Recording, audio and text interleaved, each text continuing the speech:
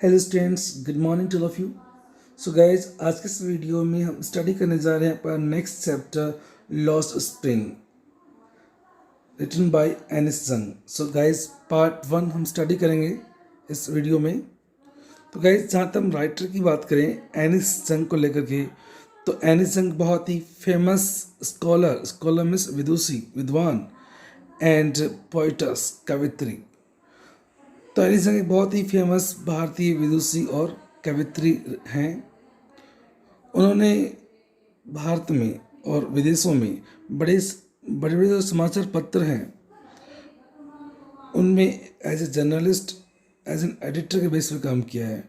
Means पत्रकार और संपादक के बेस पे उन्होंने काम किया है और वह अपने जीवन वर्णनों के लिए विशेष रूप से जानी जाती हैं। तो चलिए गाइज, अब हम बात करते हैं आपके चैप्टर को लेकर के, lost spring. So lost spring में जो राइटर है एनिस जंग, यहाँ पे एनिस जंग उन फैमिलीज़ की, उन परिवारों की दयनीय व दुखद स्थिति को दर्शाती है जो गरीबी के कारण वह एजुकेशन के अभाव में, एक शोषण के कुचक्र में अभाव का जीवन जीते हैं। वह उन बच्चों पर ध्यान केंद्रित करती है, यहाँ पे उन बच्चों पे फोकस करती है जो अपने परिवार की आय में योगदान देने के लिए निम्न कोटि के शारीरिक व खतरनाक काम करते हैं। उनमें से अधिकांश बच्चे युवा होने से पहले ही बहुत सी बीमारियों से ग्रस्त हो जाते हैं, उनके शिकार हो जाते हैं। तो चलिए गाइस, आज हम स्टडी करने जा रहे हैं आपका पार्ट फर्स्ट और chapter lost spring. So now let's come to the study. Guys, let's see hard words first of all. Garbage, it means rubbish, कूड़ा कचरा. Encounter, it means आमना सामना होना, मिल जाना, happen to meet. Scrounge, it means get something by scrolling. ढूंढना, खंगालना, टटोलना, it means gold, it means धन, money. Garbage dumps, it means कूड़े के ढेर. रबिश पॉइंट, जहाँ पर कूड़ा डाला जाता है. सेट, इट मीन्स स्थित. स्टॉर्म, इट मीन्स तूफान. Swept away, it means took away by force, बहा ले जाना. लुक फॉर, इट मीन्स ढूंढना. सो now let's study. So guys, यहाँ आपको बताना चाहेंगे, ये जो आपका चैप्टर है lost spring, it contains 2 stories. इसमें 2 कहानियाँ हैं. फर्स्ट स्टोरी आपके सामने है और जैसे स्टोरी खत्म होगी सेकंड स्टोरी आपका नेक्स्ट पार्ट होगा. सो गाइस, फर्स्ट स्टोरी में क्या होता है, इसका जो एक मेन कैरेक्टर है, एक लड़का होता है जो रैक पिकिंग करता है. रैक पिकिंग मीन्स जो कूड़ा कचरा बीन करके अपना जीवन यापन करता है, अपना परिवार चलाता है.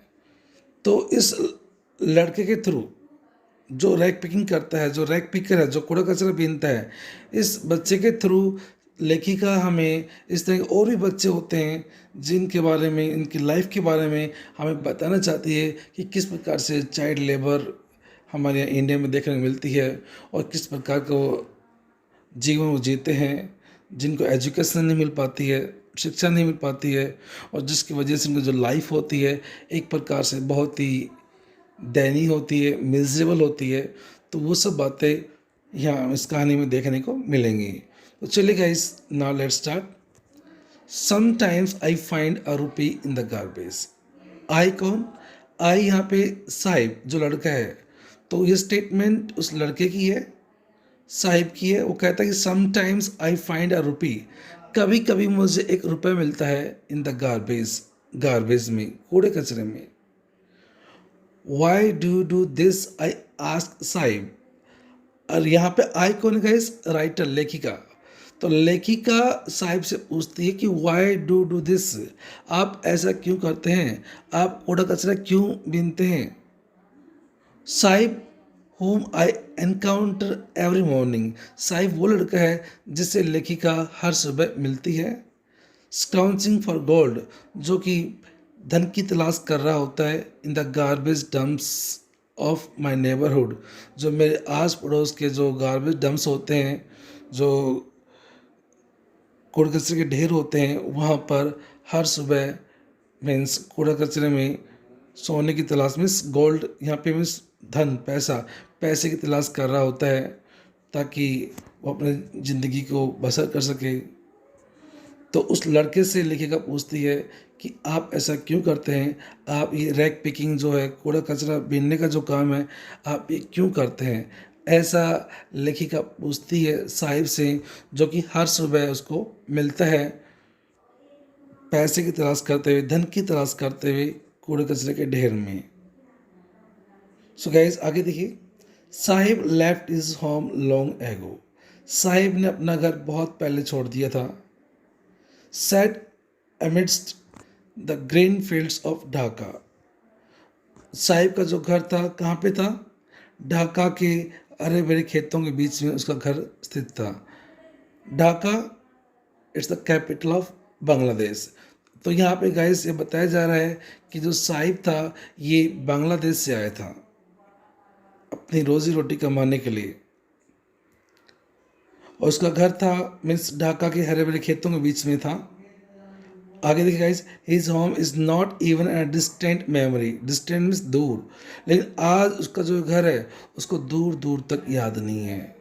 बहुत छोटा सा था तभी वो इंडिया में आ गया था, और आज हालत ऐसे हैं उसको अपने उस घर की कहीं तक भी याद नहीं है। देर वर मैनी स्टॉर्म्स, बहुत से तूफान आए थे, that swept away there fields, जो उनके खेतों को बहा ले गए, एंड होम्स, उनके घरों को बहा ले गए। हिज मदर टेल्स हिम, उसकी मदर उसको बताती है, उसकी मदर उसको बताते कि ऐसे बहुत से तूफान आए थे जो हमारे खेतों को, हमारे घरों को बहा ले गए थे। साहिब को तो याद भी नहीं। दैट्स वाई दे लेफ्ट, और इसीलिए उन्होंने अपने घरों को, अपने खेतों को उन्होंने छोड़ा था। लुकिंग फॉर गोल्ड, लुक में ढूंढना, धन की तलाश करते हुए, इन द बिग सिटी, वो एक बड़े शहर में आ गए थे। एक बड़े शहर में धन की तलाश करते हुए उन्होंने अपना घर, अपने खेत छोड़ दिए थे। बिग सिटी गाइस कहाँ की बात हो रही है? दिल्ली में। वेयर ही नाउ लिव्स, जहाँ अब वो रहते हैं। सो गाइस आगे देखिए, I have nothing else to do, he mutters. Mutters means होता है बुदबुदाना, फुसफुसाना। लुकिंग अवे इट मीन्स नजरें बचाना। I have nothing else to do, he mutters looking away.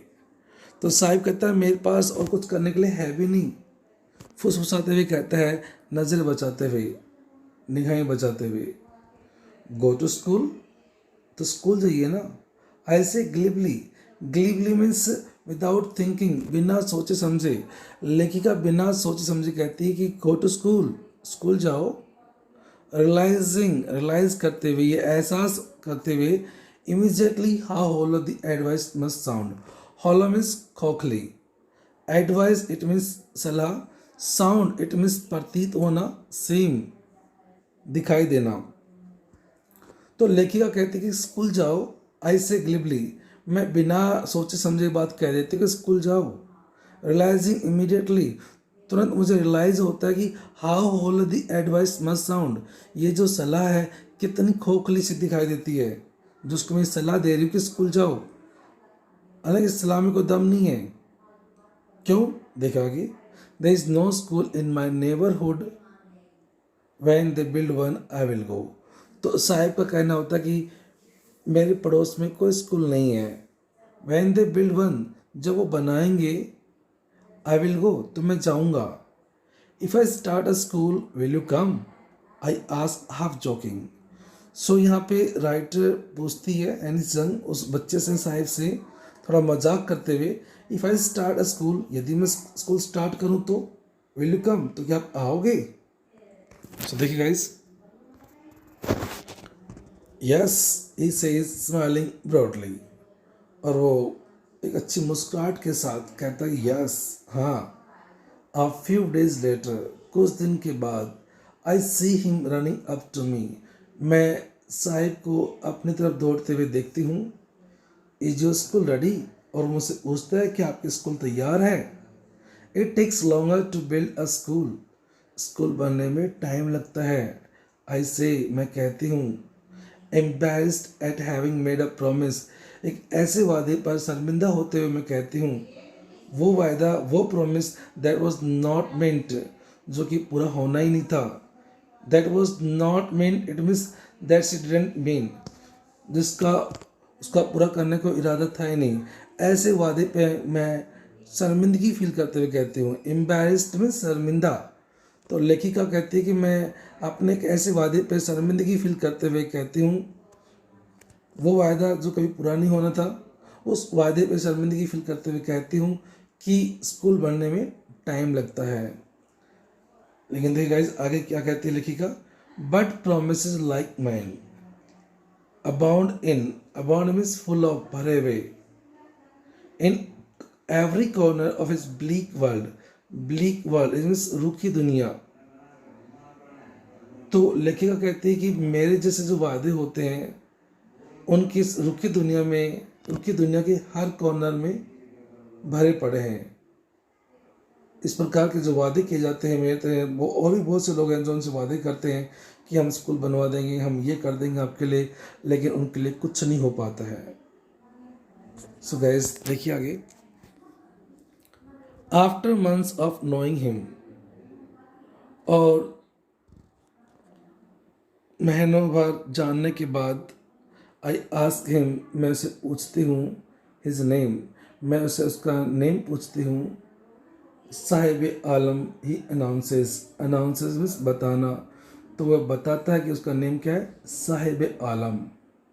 He does not know what it means, Saheb को तो मालूम भी नहीं कि उसका अर्थ क्या है, उसके नेम का अर्थ क्या है। If you new it's meaning, यदि साहिब को पता लग जाए इट्स मीनिंग, उसके नेम का अर्थ का पता लग जाए कि उसका नेम का अर्थ क्या है, लॉर्ड ऑफ द यूनिवर्स, ब्रह्मांड का मालिक, उसको ये पता लग जाए कि साहिब आलम का मीन्स होता है लॉर्ड ऑफ द यूनिवर्स, ब्रह्मांड का मालिक, स्वामी, he would have a hard time believing it, तो उसको विश्वास ही नहीं होगा कि उसके नेम का अर्थ ये हो सकता है।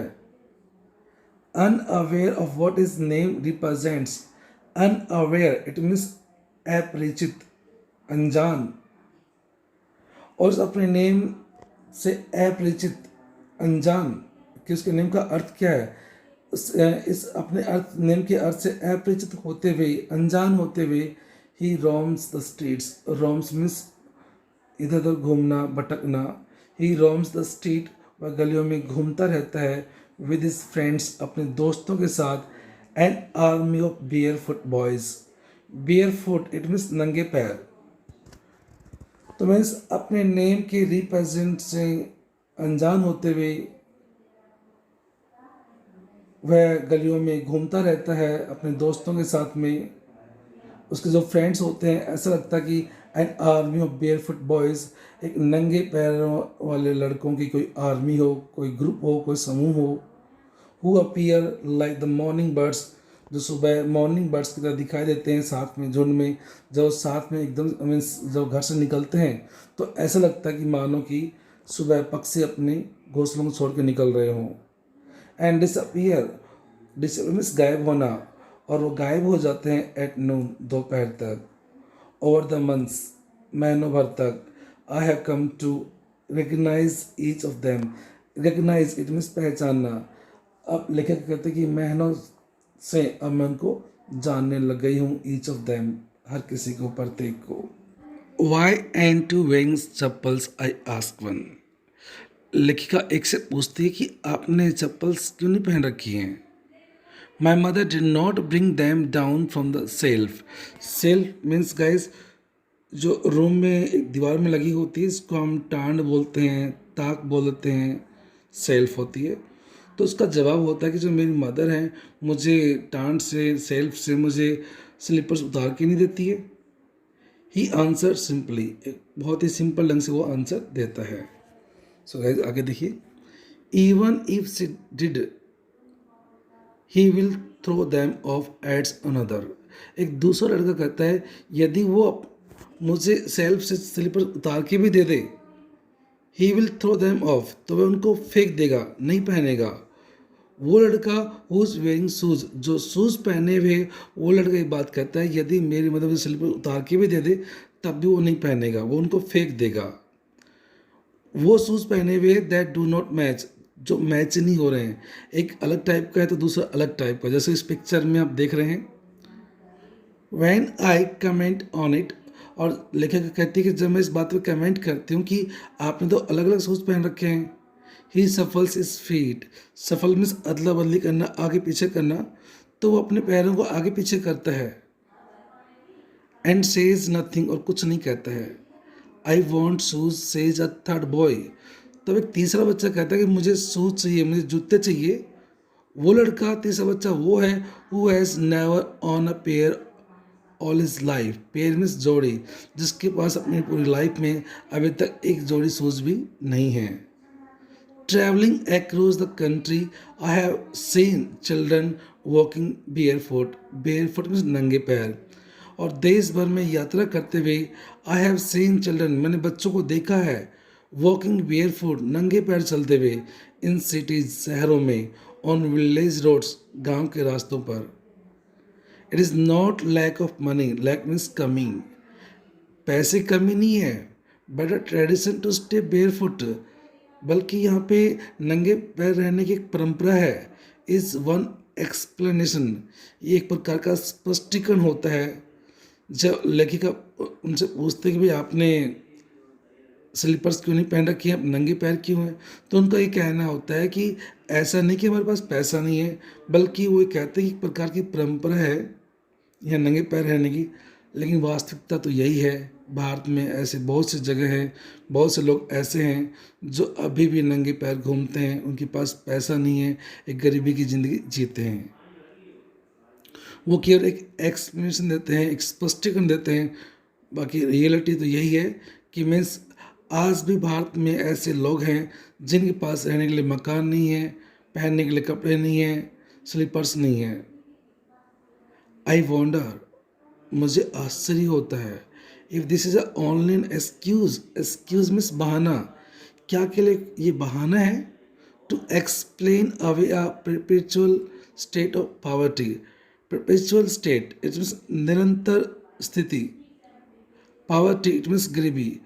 तो लेखिका कहती है लास्ट लाइन में कि मुझे आश्चर्य होता है, if this is online excuse, क्या केवल एक बहाना है, to explain away perpetual state of poverty, गरीबी की निरंतर स्थिति को एक्सप्लेन करने का एक बहाना नहीं है क्या, ये सिर्फ एक बहाना है।